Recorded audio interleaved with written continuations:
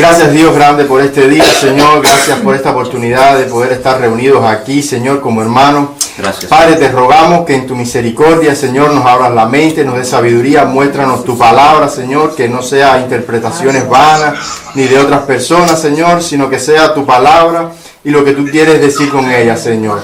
Bendice este tiempo, Dios, en el nombre de tu amado Jesús. Amén.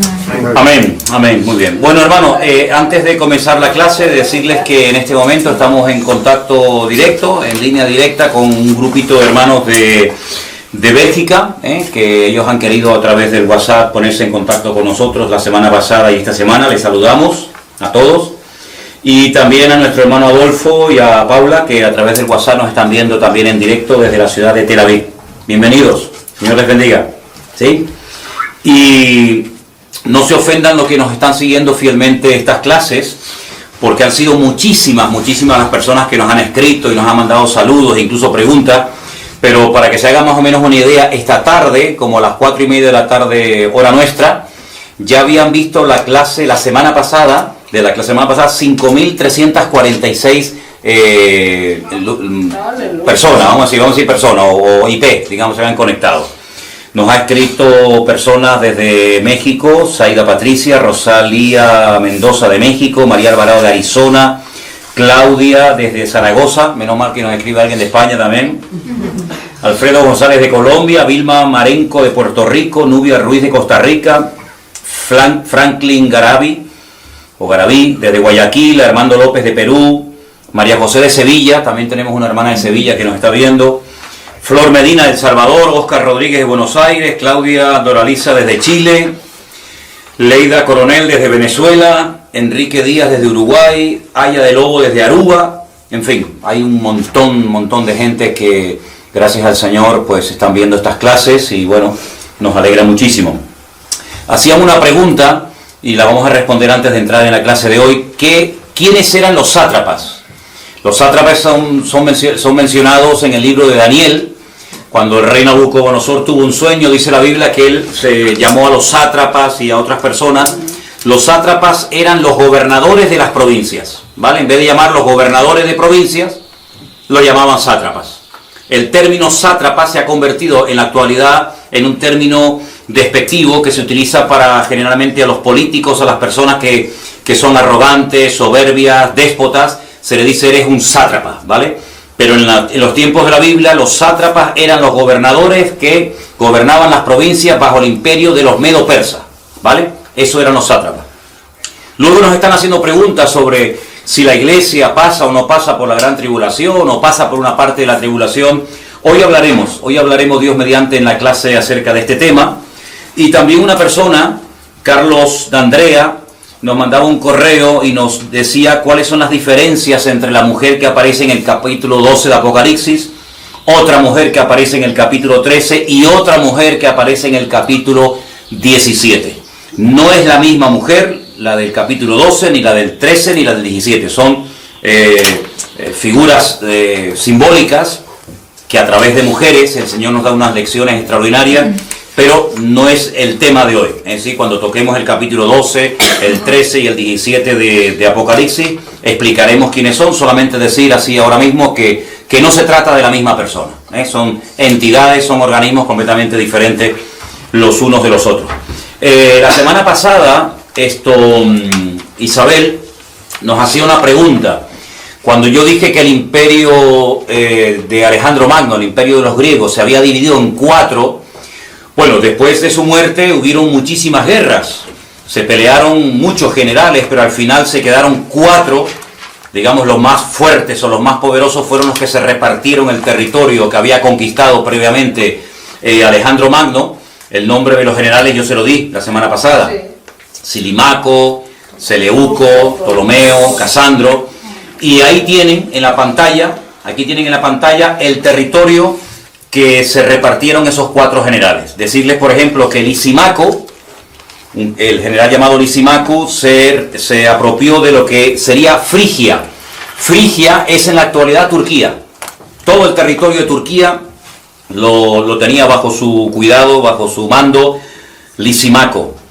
Tracia, Ponto, Bitinia, Capadocia, Pérgamo y Galacia. esas eran las zonas que el general llamado Lisímaco se apropió. Frigia, actual Turquía, Tracia, Ponto, Bitinia, Capadocia, Pérgamo y Galacia. No se preocupen que yo después les paso estos apuntes para que ustedes los anoten, ¿vale? Casandro, ahí en el mapa pueden ver que Casandro se apropió de lo que se llama Macedonia y Grecia, ¿vale? La zona de Macedonia y Grecia le correspondió a Casandro.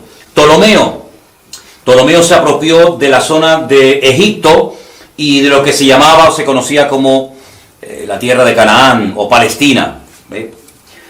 Aunque también los Seleucidas, Seleuco, también se apropió de parte de Palestina porque le tocó el norte, que sería Siria, Irán e Irak, ¿vale? Entonces ahí en ese mapa, que después los que están en casa van a poder ver, y yo les voy a mandar la fotografía de los territorios, estos 4 generales son los que se repartieron el territorio que le correspondió a Alejandro Magno, porque, bueno, no tuvo descendencia, bueno, realmente sí tuvo descendencia, pero su madre mató a su descendencia y entonces sus generales se apropiaron del antiguo territorio. De ahí que aparezca un leopardo con 4 cabezas, ¿vale? Que es lo que representa.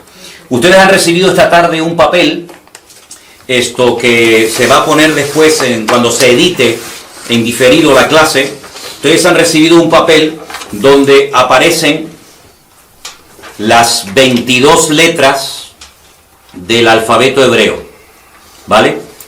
No vamos a hablar hoy acerca del número ni del nombre de la bestia, pero esto sí quiero que lo tengan. Yo lo tengo así plastificado siempre dentro de mi Biblia, ¿vale? Y pueden observar que las 22 letras se reparten en 3 bloques.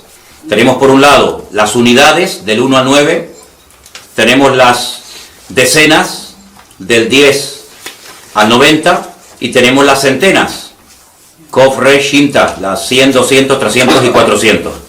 Con estas combinaciones de letras y otras 5 letras de estas 22 que varían su forma a la hora de escribirla, porque mantienen el mismo nombre, pero al final se llaman con el nombre de la letra y se añade la palabra Sofí, que significa final. Con estas letras se hacen las combinaciones y se sacan los valores numéricos de palabras, de países, de ciudades y, como no, también de personajes que tuvieron mucho que ver directamente con la historia del pueblo de Israel. Pero eso lo tienen ahí para más adelante, ¿de acuerdo? Hoy vamos a comenzar la clase leyendo en Primera de Corintios, capítulo 15, por favor. Vamos a Primera de Corintios, capítulo 15, a partir del versículo 51, ¿vale? Una de las preguntas que se suelen hacer muchos creyentes, y nos han llegado estas preguntas a nosotros en estos días, es si la iglesia pasa o no la gran tribulación, ¿vale? Entonces, en el libro que les recomendé la semana pasada del famoso Dwight Pentecost, Eventos del Porvenir, un libro que se escribió en la década de los años 50, pues resulta de que en ese libro se presentan las diferentes posturas doctrinales acerca de si la iglesia pasa o no pasa la gran tribulación. Nosotros vamos a leer unos versículos en esta tarde y dejando a un lado los prejuicios, dejando a un lado lo que tantas veces se ha repetido hasta la saciedad, vamos a la luz de las Escrituras ver qué es lo que dice la Biblia y qué es lo que no dice la Biblia. Primera de Corintios, capítulo 15, del versículo 51 en adelante, dice así: He aquí os digo un misterio. Podríamos decir que la palabra misterio se podía haber traducido también por la palabra secreto. Pablo dice, les voy a revelar un secreto, algo que nadie ha revelado, algo que nunca se ha dicho ni escrito hasta este momento.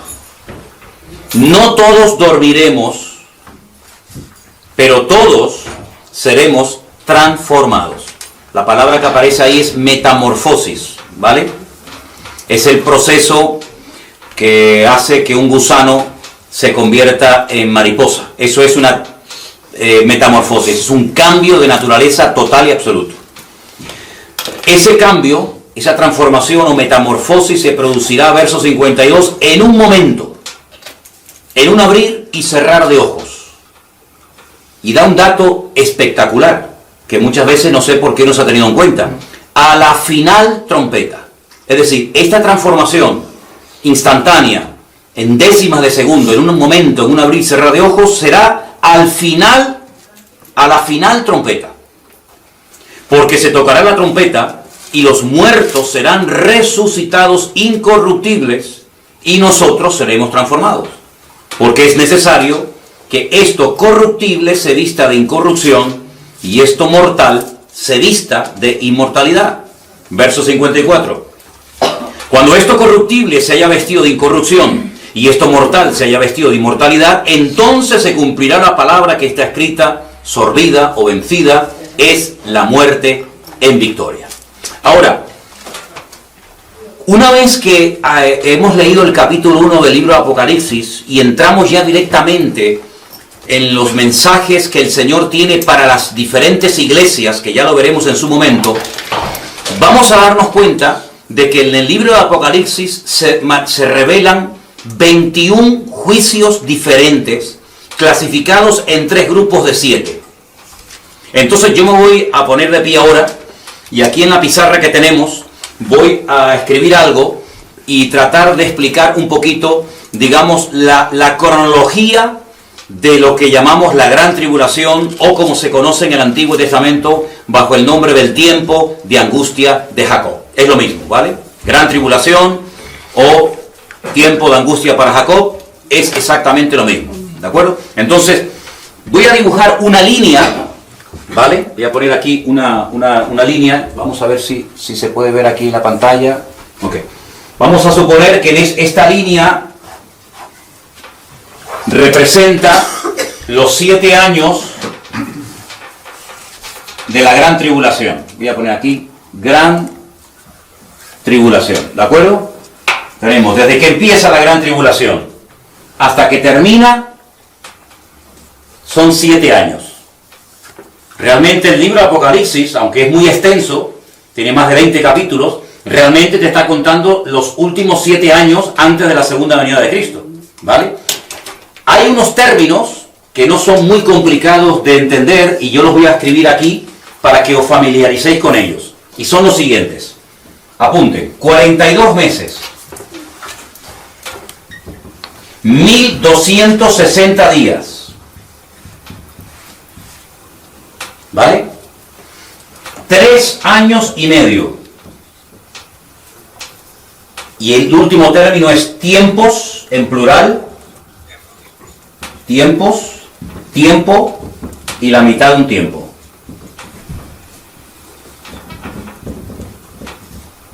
¿De acuerdo?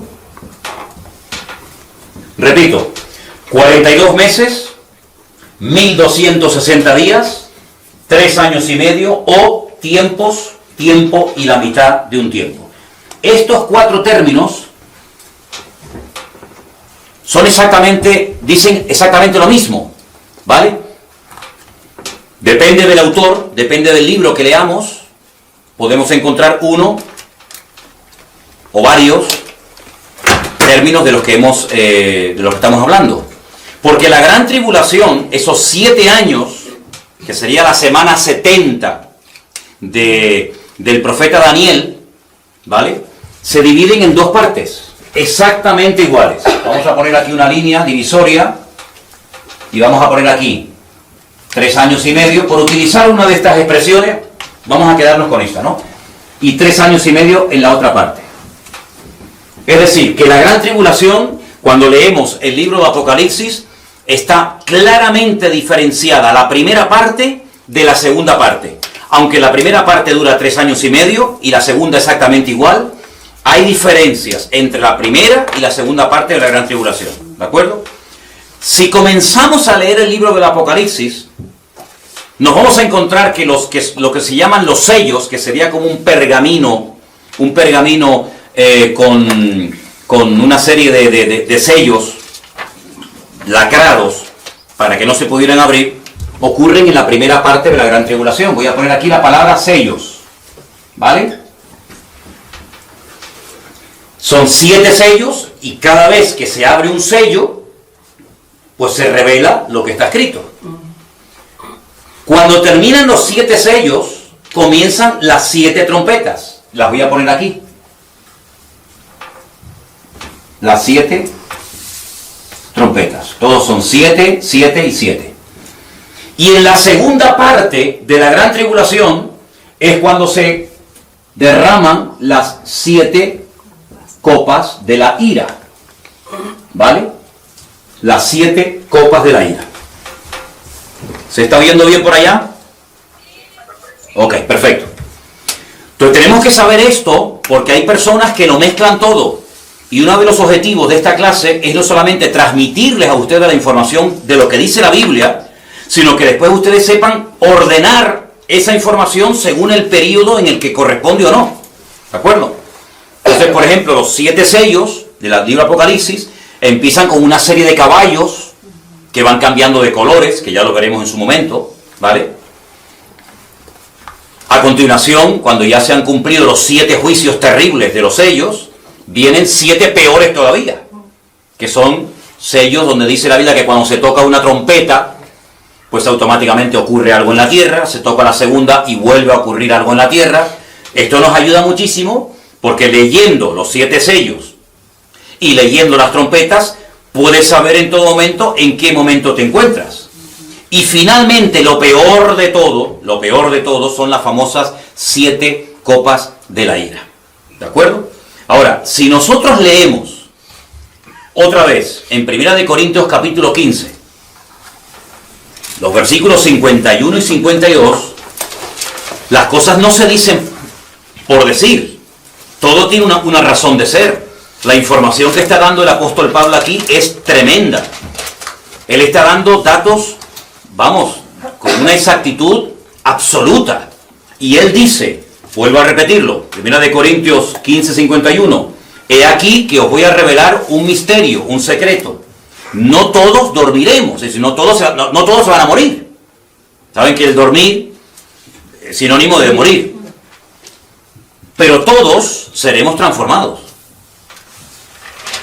En un momento y en un abrir y cerrar de ojos. Es decir, algo que, vamos, que no hay ni tiempo ni para pensarlo. ¿Cuándo se va a producir eso? Él lo dice aquí, y esto lo dicen todas las Biblias del mundo. A la final trompeta. Yo pregunto, ¿cuántas trompetas se mencionan en el libro de Apocalipsis? 7. Pero es que antes de las 7 toques de trompeta, o esos 7 juicios terribles en la tierra, donde hay cataclismos y tsunamis, etcétera, etcétera, hay 7 sellos primeramente. Y entonces es por sentido común. Si los 7 sellos se tienen que dar primero, y a continuación las 7 trompetas, y me dice la Biblia, yo no estoy quitando ni poniendo nada, simplemente leo, interpreto literalmente, que en un momento y en un abrir y cerrar de ojos, a la final trompeta, los muertos serán resucitados incorruptibles y luego nosotros seremos transformados. Pues entonces la pregunta que hacen muchas veces las personas, ¿pasa o no pasa la iglesia por parte de la tribulación, sí o no? Sí. Bueno, pues usted lea la Biblia y lo que la Biblia dice es lo que dice. Ahora, ¿qué es lo que ocurre? Y yo estoy seguro que muchos de los que están viendo, o escuchando, mejor dicho, esta información por primera vez en su vida, incluido pastores, incluido gente que se sube al púlpito y predica la palabra, pero hermano, a mí me han enseñado de toda la vida que la iglesia no pasa por ninguna parte de la gran tribulación, ni la primera, ni la mitad, ni la última, y a mí también me lo enseñaron. A mí también me lo enseñaron cuando estudié en el seminario, en la escuela bíblica de las Asambleas de Dios. A mí me dijeron que nosotros nos vamos, que cuando las cosas se empiecen a poner feas, la iglesia no pasa y que la iglesia se va. Y que los que se quedan son los judíos, los malos, los que no quisieron aceptar el evangelio, etcétera, etcétera. Pero bueno, eso te lo dicen y en ese momento no tienes mucha información y no tienes muchos datos. Pero según van pasando los años y vas estudiando y vas indagando y profundizando en las Sagradas Escrituras, te das cuenta de que hay cosas que a veces te han podido enseñar que realmente las crees porque te las enseñaron, pero no porque tú llegaste a la conclusión, estudiando la Biblia por ti mismo, de que eso realmente era así. Entonces, ¿de dónde viene eso? Claro, uno tiene que estudiar. Y ahora agárrense al dato que les voy a compartir. Esto es tremendo. Esto es para muchos y para denominaciones enteras. Esto es una bomba. En el año 1832, tomen nota de esta cifra, por favor, siglo XIX. Año 1832, un señor llamado John Nelson dijo por primera vez en la historia del cristianismo que la iglesia no pasaría por ninguna parte de la gran tribulación.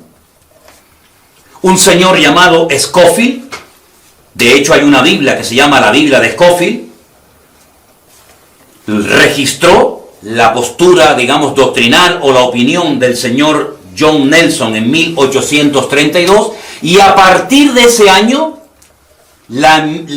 muchas congregaciones, más que nada de corte pentecostal, de corte, vamos a decir así, más liberales, etcétera. Las tradicionales no. Las iglesias tradicionales, el protestantismo oficial, digamos, de toda la vida, no se abrió tanto ni aceptó tanto esta postura. Pero otras iglesias, digamos, de corte más pentecostal, más modernas, pues les vino como anillo al dedo. Entonces, la pregunta es, si hasta el 1832 los cristianos no creían que la iglesia iba a pasar, que la iglesia no iba a pasar por la gran tribulación, ¿qué es lo que creían? No, al contrario. Es decir, hasta 1832 todos los creyentes creían que la iglesia pasaría como mínimo por parte, no digo por todo, por parte de la gran tribulación, porque el que quiera vivir piadosamente sufrirá persecución. Y nuestros hermanos en Cristo durante siglos y siglos y siglos pasaron terribles persecuciones. Lean ustedes la historia del cristianismo, por ejemplo, durante los primeros 300 años del Imperio Romano. Fue una masacre y una persecución terrible. Crucifixiones, en la arena del circo romano morían despedazados, quemados. Bueno, aquello fue terrible. Siempre ha habido persecuciones contra la iglesia, y los cristianos nunca se han sentido mal porque el Señor ha permitido que en momentos puntuales, si Él lo ha creído oportuno, la iglesia pasara por tribulaciones. El Señor no nos prometió que no pasaríamos por tribulaciones. Yo sé también que a lo mejor algunos están pensando en ese famoso versículo que dice, pero hermano, hay un versículo que dice que Dios no nos ha puesto para ira, sino para alcanzar salvación. Y yo a esas preguntas, a esas personas que me vienen con esta pregunta o con este argumento, les digo, ¿a qué ira se está usted refiriendo? Y entonces ya los desarmas porque te dicen, ¿cómo que a qué ira? Claro, porque en el libro del Apocalipsis, apunten esto, se mencionan 3 iras diferentes. Yo en su momento le daré los versículos, ¿de acuerdo? Se menciona clarísimamente la ira del dragón. Dijimos la semana pasada que el dragón es Satanás, ¿sí? Se menciona en el libro del Apocalipsis la ira de las naciones. Literalmente, ¿eh? Y la tercera ira que se menciona en el libro del Apocalipsis es la ira del Cordero. La ira del dragón, la ira de las naciones y la ira del Cordero. Yo pregunto, cuando leemos el versículo, Dios no nos ha puesto para ira, nosotros que somos su cuerpo, su amada iglesia, sus hijos, ¿verdad? ¿De qué ira estamos exentos nosotros como hijos de Dios? De la ira de Dios, de la ira del Señor. Ya Dios no está airado con nosotros. Hemos sido justificados a través de la sangre del Cordero, a través de la sangre de Cristo. Si no fuera por la justificación, por la redención que obtuvo Cristo en la cruz del Calvario por nosotros, nosotros estaríamos condenados a la condenación eterna y a la ira de Dios. Porque eso de que Dios ama al pecador, pero odia al pecado, eso es un cuento chino. ¿Sí? Vamos a ver, si ama al pecador y luego lo manda al infierno, eso es un disparate que se han inventado, una frase muy bonita, pero Dios al pecador lo mira de lejos, dice la palabra. Es que ni lo escucha. La única posibilidad que tiene el pecador de ser oído por Dios es que se humille y se arrepienta, y entonces Dios lo perdona, ¿vale? Entonces cuando tú te conviertes, tú le pides perdón al Señor por tu mala vida, por tus pecados, por lo que sea, tú estás exento, tú estás libre de la ira del Señor. Eso es lo que significa que Dios no nos ha puesto para ira. Pero yo pregunto una cosa, ¿y de la ira de las naciones? ¿No se han airado naciones contra los cristianos y se siguen airando muchas naciones como Irán, como Afganistán, y otras naciones contra los cristianos? De toda la vida. Y la ira del dragón, ¿cuántas veces Satanás se ha ensañado contra la iglesia? Claro, Dios le ha dado gracia, Dios le ha dado fortaleza, pero cuando vemos a los 3 jóvenes en Babilonia que los meten dentro del horno de fuego y no se quemaron, eso fue, y todos sabemos, una gran excepción. Pero ¿cuántos hermanos nuestros aquí en España han muerto quemados en la hoguera?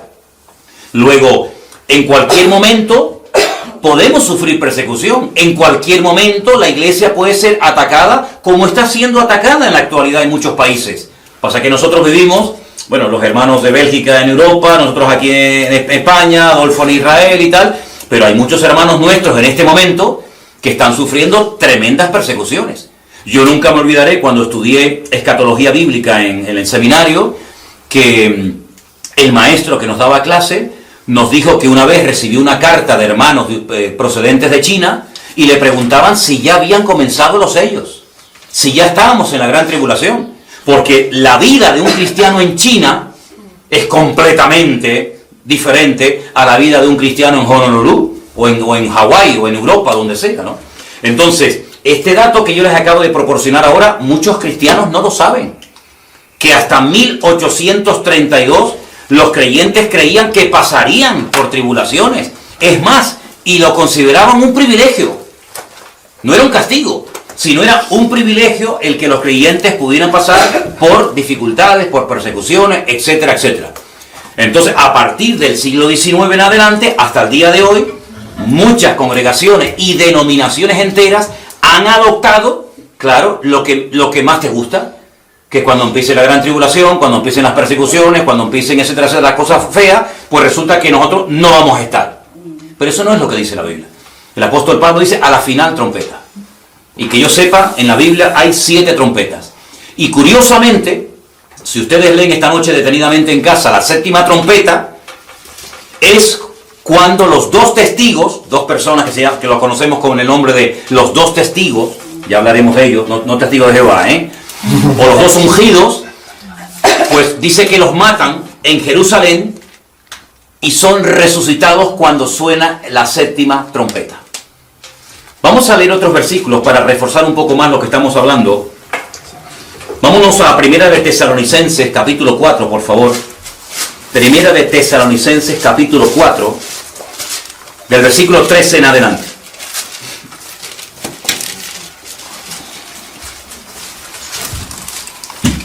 ¿Lo tienen, hermanos? Sí. Ok.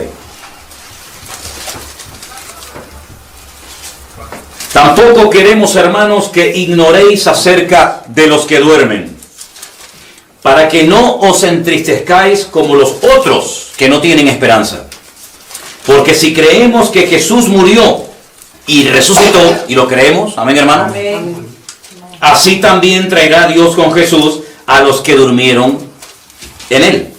Por lo cual, escuchen bien esto, os decimos esto en palabra del Señor. Nosotros que vivimos, claro, Pablo él pensaba que iba a ser arrebatado, él pensaba que le iba a pillar la segunda venida del Señor, pero bueno, no fue así. Pero él decía, nosotros que vivimos, que habremos quedado hasta la venida del Señor, no precederemos a los que durmieron, porque el Señor mismo con voz de mando, con voz de arcángel, con trompeta de Dios, descenderá del cielo y los muertos en Cristo resucitarán primero. Luego nosotros, los que vivimos, los que hayamos quedado, seremos arrebatados, el famoso rapto, juntamente con ellos en las nubes, para recibir al Señor en el aire, y así estaremos siempre con el Señor. Por tanto, alentaos los unos a los otros con estas palabras. Pero mira lo que dice. Pero acerca de los tiempos y de las ocasiones, no tenéis necesidad, hermanos, de que yo os escriba. Porque vosotros sabéis perfectamente que el día del Señor vendrá como ladrón en la noche. Que cuando digan paz y seguridad, entonces vendrá sobre ellos destrucción repentina, como los dolores a la mujer encinta, y no escaparán. Verso 4. Mas vosotros, hermanos, no estáis en tinieblas o en ignorancia, para que aquel día os sorprenda como ladrón en la noche. Cuando se emplea el término que Jesús vendrá como ladrón en la noche, pero sin embargo el apóstol Pablo dice, velad y orad, vosotros no estáis en tinieblas, para que aquel día os sorprenda como ladrón en la noche. ¿En qué quedamos? Si viene como ladrón en la noche, ¿nos va a sorprender o no nos va a sorprender? A nosotros no nos va a sorprender que Cristo venga. De hecho, la iglesia debería tener permanentemente la actitud de que estamos esperando al Señor. Dice que si el padre de familia está velando, a él no le van a robar. Pero al que le roban es al que se duerme, al que se despista, al que se distrae, y automáticamente vienen y le roban, y cuando se da cuenta ya es demasiado tarde. Entonces, para el mundo el Señor vendrá como ladrón en la noche. Pero todas las señales, la cronología del Apocalipsis, los versículos de Pablo, las cartas que escribió el apóstol Juan, el libro de Daniel, Ezequiel, etcétera, etcétera, nos advierte y nos prepara para saber en qué momento de la historia nos encontramos. Entonces, yo nunca, cuando estudié en la escuela bíblica, me hicieron ver con tanta claridad, como yo creo que lo estamos viendo en esta tarde, que tanto el arrebatamiento como la resurrección de los muertos en Cristo no sucederá hasta que sea el final, el toque de la final trompeta. Eso es lo que dice la palabra de Dios. Hay dos resurrecciones en la Biblia, y voy a ponerlas aquí en la pizarra para que los que están tomando nota lo tengan en cuenta. Hay una primera resurrección que se llama la resurrección de los muertos en Cristo, o la resurrección para vida, ¿vale? Voy a poner aquí, primera resurrección. ¿Ok? En esta primera parte. Primera resurrección.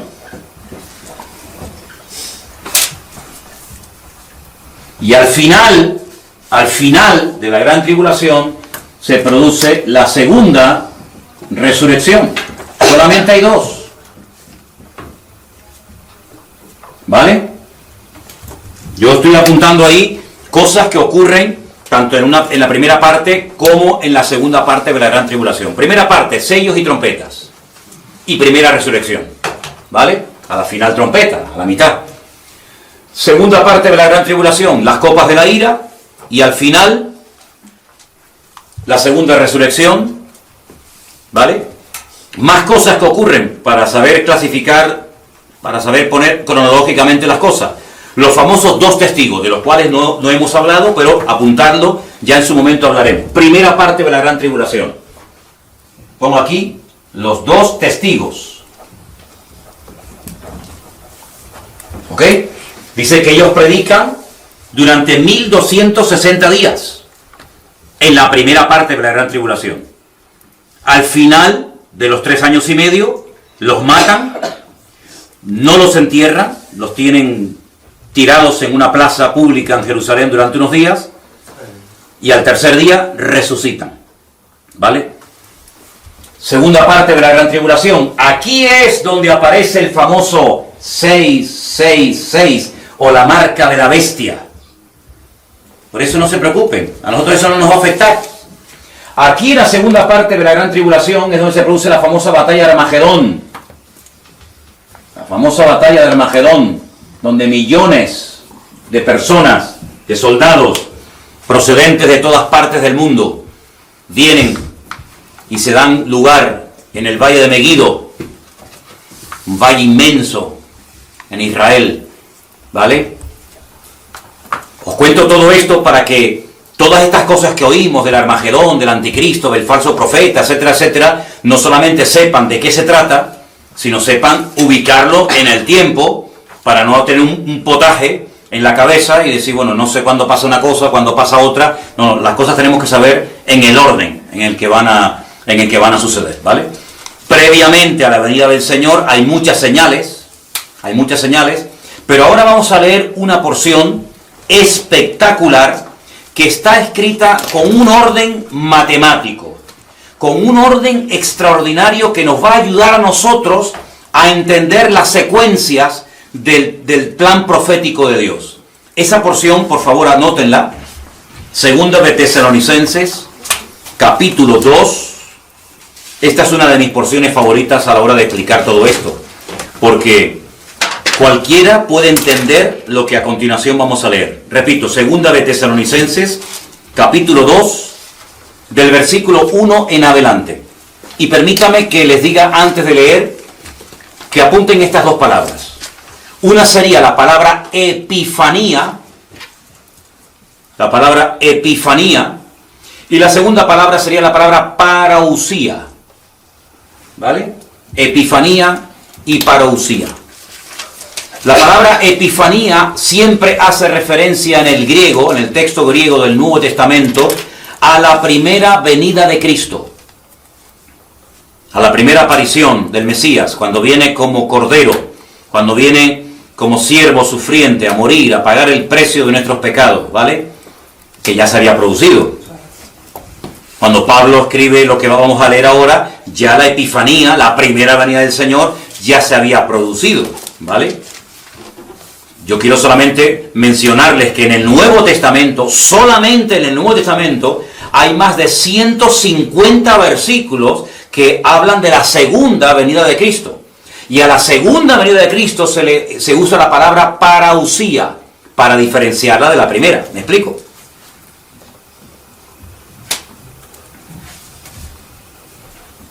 Pablo habla más de 50 veces en sus cartas sobre la segunda venida de Cristo. Si solamente leyéramos el Antiguo Testamento, fíjense el dato que les voy a dar ahora, si solamente leyéramos el Antiguo Testamento, llegaríamos a la conclusión de que el Mesías iba a venir dos veces. Una primera vez a sufrir y a morir, y una segunda vez a reinar. Ese fue el gran problema del pueblo de Israel, que no aceptaba que primeramente el Mesías vendría a morir y después vendría a reinar, ¿vale? Y por eso le están esperando por primera vez. Si solamente tuviéramos el Antiguo Testamento, hay 8 veces más material para estudiar la segunda venida del Mesías que la primera.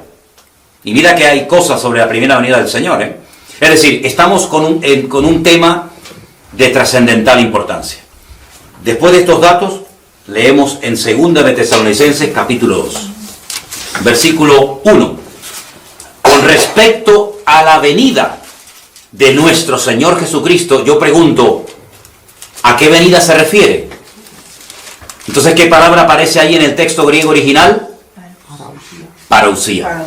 Yo les dije la semana pasada, lo vuelvo a mostrar aquí a la cámara y a los hermanos que nos están viendo, que este es un libro extraordinario para estudiar el texto griego de todo el Nuevo Testamento.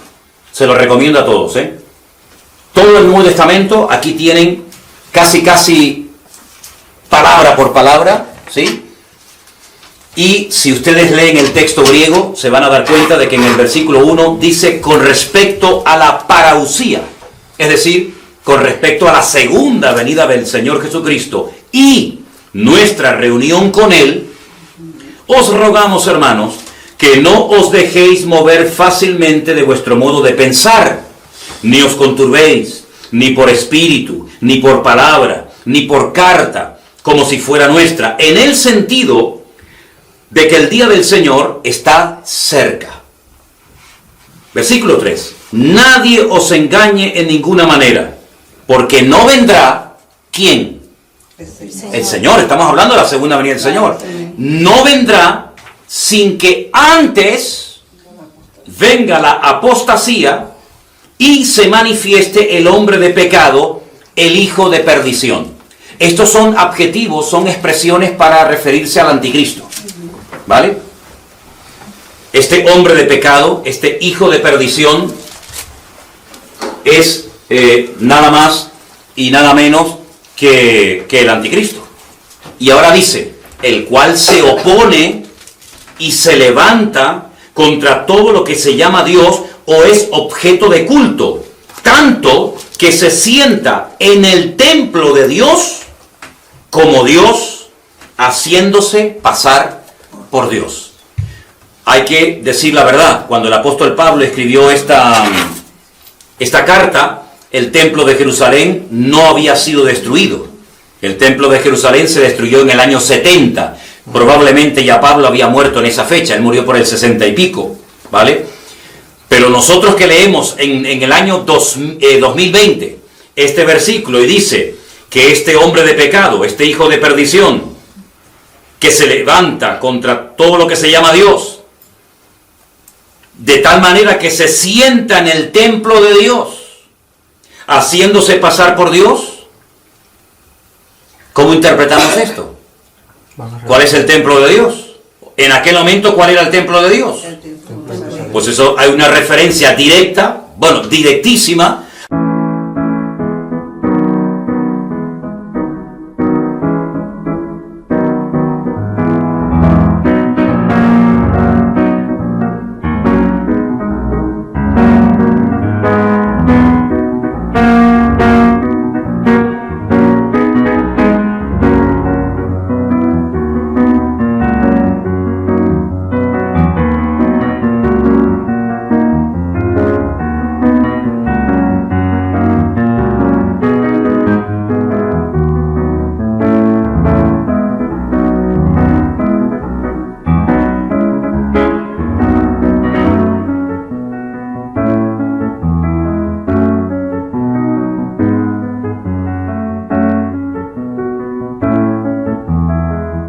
a la reconstrucción del templo de Jerusalén. Amén. Y os puedo asegurar de que hay millones de judíos que no sueñan en otra cosa más que en la reconstrucción del templo de Jerusalén. Ahora Pablo dice, ¿no os acordáis que cuando yo estaba todavía con vosotros os decía esto? Ahora vosotros sabéis lo que lo detiene, a fin de que a su debido tiempo se manifieste. Fíjense el orden. El Señor tiene que venir, pero no puede venir sin que se manifieste la apostasía, ahora hablaremos de eso, y se manifieste, se dé a conocer el hombre de pecado, el hijo de perdición. Pero a su vez, este personaje, el anticristo, no se puede manifestar porque hay algo que le está impidiendo que se manifieste, hasta que ese algo sea quitado de en medio, y entonces, dice aquí, entonces, se manifestará aquel inicuo, versículo 8, aquel inicuo se manifestará a quien el Señor matará con el espíritu de su boca y destruirá con el resplandor de su venida. Pero fijaros el verso 7. Porque ya está en acción el misterio de la iniquidad, solo que hay quien al presente lo detiene, hasta que él, artículo determinado masculino, esto es muy interesante y muy importante, hasta que él sea quitado de en medio. Por eso cuando te dice la gente, bueno, es que el anticristo no se puede manifestar hasta que la iglesia sea quitada de en medio y sea arrebatada y se vaya, entonces se manifiesta el anticristo. Pero es que la iglesia jamás es tratada en género masculino. Aquí dice hasta que él, no hasta que ella. Entonces dicen, bueno, claro, es verdad, la iglesia es esposa, la iglesia es novia, la iglesia es femenino, entonces no encaja con esto de él. Entonces el Espíritu Santo. ¿El Espíritu Santo no es Dios? Sí, claro. Pues si es Dios, está en todas partes, en todo momento. ¿Dónde dice la Biblia? ¿Dónde dice literalmente la Biblia que el Espíritu Santo tiene que ser quitado de la tierra para que se manifieste el anticristo? Eso no lo dice la Biblia. Eso lo enseñan en las escuelas bíblicas. Eso lo repiten como los loros. Muchos cristianos dicen, no, es el Espíritu Santo, hermano. Y cuando tú le preguntas, bueno, ¿dónde lo dice en la Biblia? No te lo pueden demostrar. Porque no han aprendido de memoria, de carretilla, como los loros que repiten la lección, pero no porque la Biblia realmente lo diga. Pero ahora dice aquí, inicuo, versículo 9, otro nombre al anticristo, cuyo advenimiento, cuya aparición es por obra de Satanás. Es decir, Satanás está detrás de este tipo. Con gran poder y señales y prodigios, pero mentirosos. Cuidado que no todos los milagros tienen su origen en Dios, ¿eh? Cuidado que el enemigo puede hacer más de lo que se imaginan muchos, ¿eh?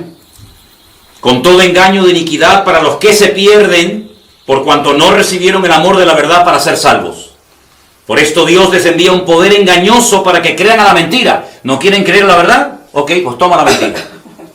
A fin de que sean condenados todos los que no creyeron a la verdad, sino que se complacieron en la injusticia. Entonces, fijaros este pasaje, esto es una bomba. Porque si nosotros decimos que el Señor tiene que venir, pero no puede venir el Señor hasta que se manifieste la apostasía y el hombre de pecado, yo les pregunto a todas esas personas, a todos esos sinceros cristianos, hermanos nuestros en el Señor, que dicen, hermano, el Señor puede venir ahora mismo. Es que eso no es lo que dice la Biblia. Yo solamente os voy a hacer digamos, una especie de... No quiero utilizar la palabra apostar, ¿no? Pero les voy a demostrar que hoy no va a venir el Señor.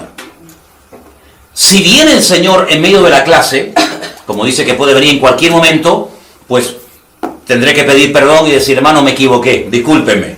Cuando nos veamos todos allá arriba en la presencia del Señor, les diré, hermano, no sé lo que estaba pensando, pero si hoy no viene el Señor cuando termine esta clase, entonces no mentí.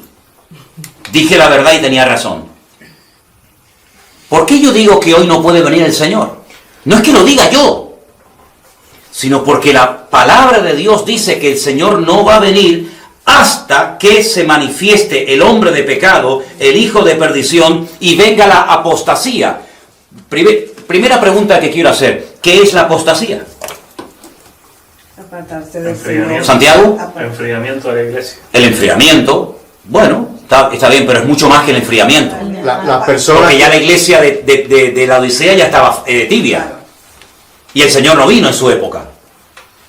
Para mí es apartarse de... Apartarse, sí. Apartarse de la palabra. Apartarse del Señor, de la palabra. ¿Saben que hay un versículo cuando Pablo le escribe a Timoteo? Seguramente que a los hermanos que nos están viendo estarán pensando en él. Dice, pero dice el Espíritu claramente, ¿verdad? Pero dice el Espíritu claramente que en los postreros días algunos, gloria a Dios que dice algunos, imagínate que dijera todos, madre mía, algunos apostatarán de la fe, escuchando a espíritus engañadores y a doctrinas de demonios. Es decir, que se producirá un abandono de la fe por parte de mucha gente. Hay un versículo muy interesante que dice, hermanos, está en el último capítulo de la carta a Santiago. Y empieza el versículo diciendo, hermanos, si alguno de entre vosotros se ha extraviado de la verdad, sepa que el que haga volver al pecador del error de su camino, salvará de muerte un alma y cubrirá multitud de pecados. ¿Os suena ese versículo? Sí. Hermanos, si alguno de entre ustedes, hermanos, se ha extraviado de la verdad, el que haga volver al hermano, no, al que haga volver al pecador del error de su camino, salvará de muerte un alma y cubrirá multitud de pecados. Se producirá un abandono masivo de mucha gente.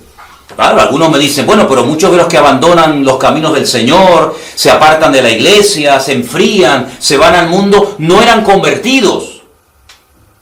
Bueno, es que hoy en día es muy difícil, y les digo con la mano en el corazón, ¿no? Hoy en día es muy difícil decir, este es convertido o este no es convertido, porque en mi época te decían, este es cristiano, y uno decía sí, o no.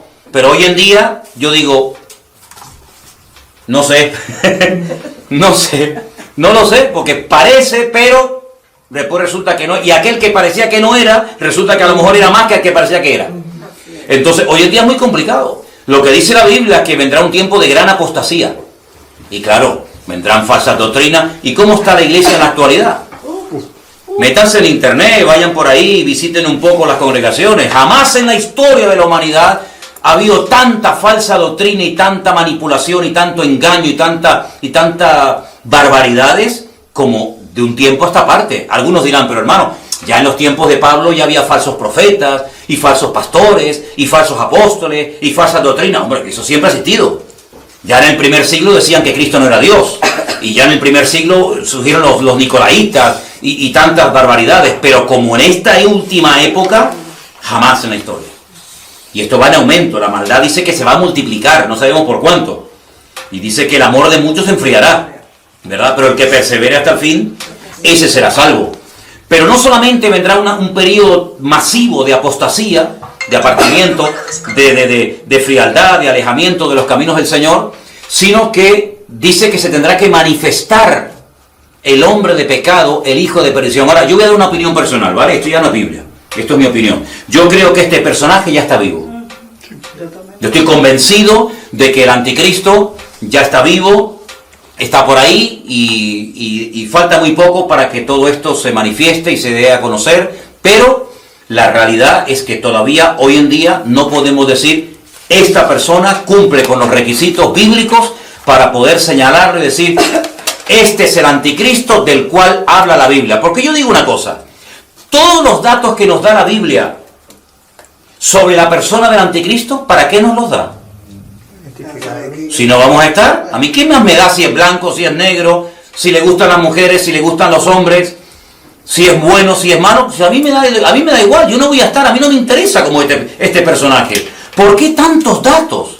¿Por qué tanta información? ¿Por qué dice la Biblia del amor de las mujeres huirá? ¿Por qué dice la Biblia que se hará del Dios de la fortaleza? ¿Por qué da la Biblia tantos datos sobre estos personajes? Para que no nos sorprendan las cosas como a algunos les sorprende cuando oyen cosas diferentes, pero que son tan bíblicas como las que han oído de toda la vida, y sepamos en todo momento en qué momento y en qué tiempo de historia nos encontramos.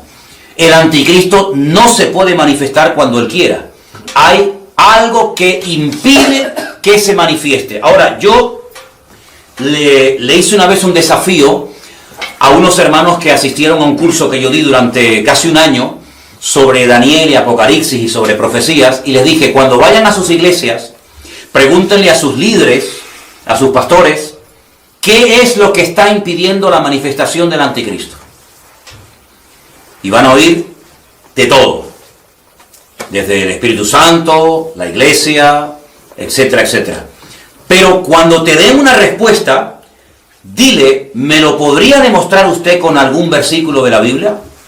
Y vas a ver que no van a poder. Pero sin embargo, yo les voy a dar un versículo en esta tarde para que reflexionen, para que mediten y lo tengan presente. Vámonos por favor al precioso e interesantísimo libro de Daniel, el capítulo 12.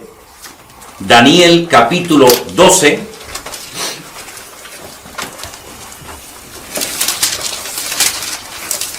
Vamos a leer del versículo 1 en adelante, por favor. Daniel capítulo 12, del versículo 1 en adelante. En aquel tiempo se levantará Miguel,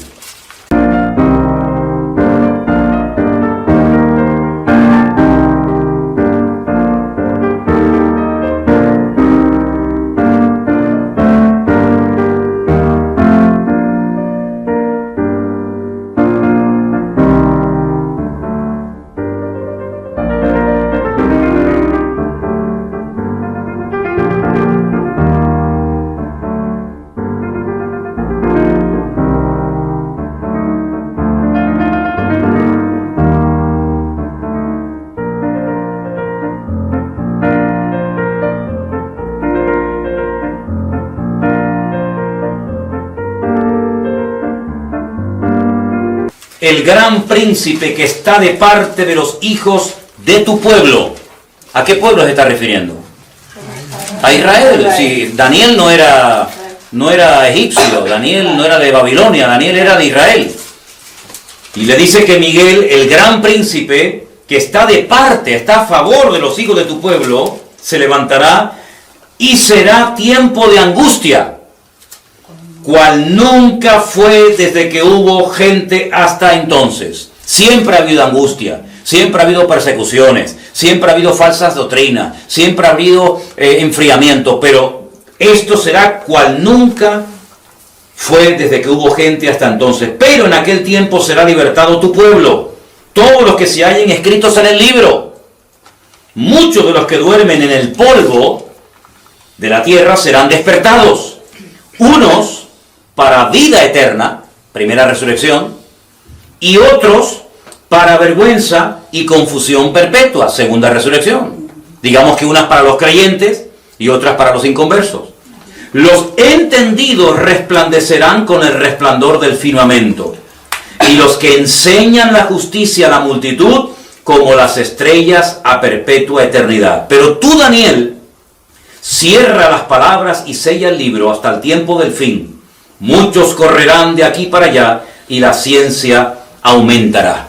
Fijaros que el profeta Daniel recibe la revelación de que hay un personaje tremendamente poderoso que aparece varias veces en la Biblia, incluido el Nuevo Testamento, llamado Miguel, el gran arcángel Miguel que está de parte de los hijos de tu pueblo, que dice que cuando se levanta será tiempo de angustia cual nunca lo ha habido, desde que ha habido gente hasta entonces. Y entonces él menciona juntas las dos resurrecciones, aunque después el libro de Apocalipsis la pone a cada una en su sitio. Entonces, toda afirmación que hagamos, sea cual sea, siempre tiene que ir respaldada por textos de la palabra de Dios. Toda declaración que hagamos, que esté basada en libros, en opiniones personales, en a mí me parece, en yo creo, a mí sinceramente no me sirven de nada. Nosotros nos basamos única y exclusivamente y nos dejamos guiar única y exclusivamente por la palabra de Dios. Y cuando declaramos algo, lo que decimos tiene que estar avalado y respaldado 100% por la Biblia. Y si no, no tiene ninguna posibilidad de ser aceptado o creído, por lo menos por nuestra parte. ¿De acuerdo? Entonces, para hacer un pequeño resumen, tenemos los 7 años de la gran tribulación, que realmente se relatan de una forma muy detallada y muy bonita en el libro del Apocalipsis, a través de 7 sellos, de 7 trompetas y de 7 copas de la ira.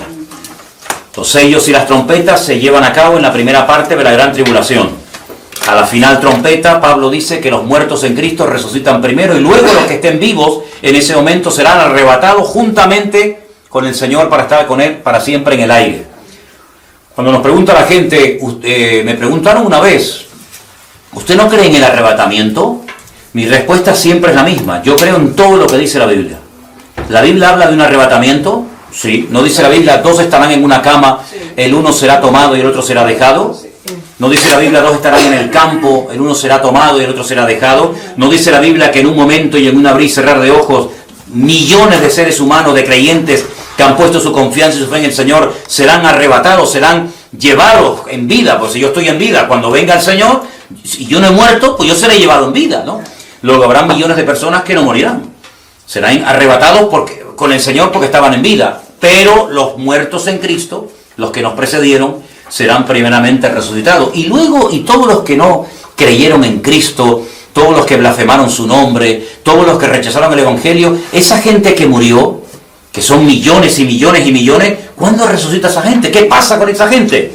Al final de la gran tribulación, los últimos capítulos del libro de Apocalipsis, se produce el juicio ante el gran trono blanco, y es cuando dice la Biblia que se abre el libro de la vida. Quisiera leer algunos versículos de este pasaje, de este capítulo, muy interesantes, para que os deis cuenta acerca de la segunda resurrección. Estamos en el libro del Apocalipsis, por favor.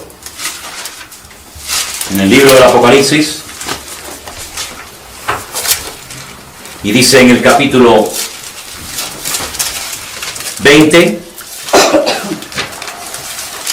vi un ángel que descendía del cielo con la llave del abismo y una gran cadena en la mano. Prendió al dragón, a la serpiente antigua, que es el diablo y Satanás, y lo ató por 1000 años. Eso cuando se lleva a cabo el milenio, del cual hablaremos después, o más tarde. Lo arrojó al abismo y lo encerró, y puso su sello sobre él, para que no engañase más a las naciones hasta que fuesen cumplidos 1000 años. Después de esto, debe ser desatado por un poco de tiempo. Más adelante, dice, vi tronos y se sentaron sobre ellos los que recibieron la facultad de juzgar. Vi las almas de los decapitados por causa del testimonio de Jesús y por la palabra de Dios, los que no habían adorado a la bestia ni a su imagen, que no recibieron la marca en su frente ni en sus manos, y vivieron y reinaron con Cristo 1000 años. Pero los otros muertos no volvieron a vivir hasta que se cumplieron los 1000 años, después del milenio, cuando resucitan, ¿sí? Y entonces dice un poquito más adelante, en el capítulo 20, versículo 11, 20:11, vi un gran trono blanco y al que estaba sentado en él, de delante del cual huyeron la tierra, el cielo y ningún lugar se encontró para ellos, y vi a los muertos grandes y pequeños de pie ante Dios. Los libros fueron abiertos, y otro libro fue abierto, el cual es el libro de la vida, y fueron juzgados los muertos por las obras que estaban escritas en los libros según sus obras. El mar entregó los muertos que había en él, y la muerte y el Hades entregaron los muertos que había en ellos, y fueron juzgados cada uno según sus obras. Y la muerte y el Hades fueron lanzados al lago de fuego. Esta es la muerte segunda. Y el que no se halló inscrito en el libro de la vida fue lanzado al lago de fuego. Tremendo. ¿Saben que hay congregaciones, digamos, que se llaman evangélicas, que ya no quieren hablar del infierno, de la condenación eterna, porque es algo muy fuerte, es algo que les cuesta aceptar? Pero yo creo que un Dios tan santo y tan justo, si no existiera una condenación y un castigo por los pecados, no sería un Dios justo. No puede ser que al final todos se salven, no importa si han creído, si no han creído, se hayan comportado bien, se hayan comportado como auténticos tiranos. Sería la peor injusticia de la humanidad el que al final Dios dijera, bueno, todos al final se salvan. No, la Biblia habla de un cielo y la Biblia habla de un infierno, de una salvación eterna y de una condenación eterna. Y es aquí y ahora donde elegimos dónde vamos a pasar la eternidad. Y dice la Biblia que en el momento en el que somos salvos, nuestros nombres son inscritos en el libro de la vida, y los que no estén inscritos en ese libro, dice la Biblia que no podrán disfrutar de la Nueva Jerusalén, que también se menciona en el capítulo 21 y 22 del libro del Apocalipsis, ¿de acuerdo? Así que durante los 7 años de la famosa gran tribulación, millones de personas se van a salvar, por supuesto. Dice la Biblia que no solamente estarán los 2 testigos, sino que además quiero aquí apuntarles algo también muy interesante que se da aquí, y son los 144.000 sellados, ¿sí? Los 144.000 sellados. Dice la Biblia que 12.000 de cada tribu. 12.000 de la tribu de Judá, 12.000 de la tribu de Zabulón, 12.000 de cada tribu, un total de 144.000 judíos que estarán predicando en los primeros 3 años de lo que llamamos la tribulación o gran tribulación, junto con los 2 testigos. Los 2 testigos los matan. Yo sé que por ahí han dicho, bueno, los 2 testigos son fulanito y menganito. Nosotros no podemos afirmar, no podemos decir el nombre, como algunos se han atrevido. Incluso hay un pastor español que en su libro ha dicho, los 2 testigos son fulano y mengano. A mí me parece una auténtica temeridad, porque si la Biblia no lo dice, no sé cómo este señor se atreve a decir el nombre de los 2 testigos. Pero bueno, tú sabes que en esta vida hay de todo. Pero van a convertirse millones de personas. Incluso después, en la segunda parte durísima, terrible de la gran tribulación, se van a convertir millones de personas, no te quepa la menor duda. Y cuando termine la gran tribulación, en esa batalla terrible, tremenda, la batalla de Armagedón, empezará lo que se llama el milenio, ¿vale? Donde casi podríamos decir que volvemos a los tiempos del Jardín del Edén. Muchas características del Jardín del Edén volverán a darse durante el periodo del milenio, pero ya hablaremos en su momento de todo eso. Bueno, queridos hermanos, esta ha sido la clase que hoy hemos tenido. Espero que ustedes hayan aprendido mucho, y les digo a todos los que nos están viendo por internet y van a ver estas clases, que por favor nos hagan llegar todas las preguntas y todas las dudas que tengan, y con la ayuda del Señor procuraremos cada semana responder a las preguntas que ustedes nos hagan llegar. Y ahora nosotros aquí pues daremos también tiempo para que ustedes hagan sus preguntas.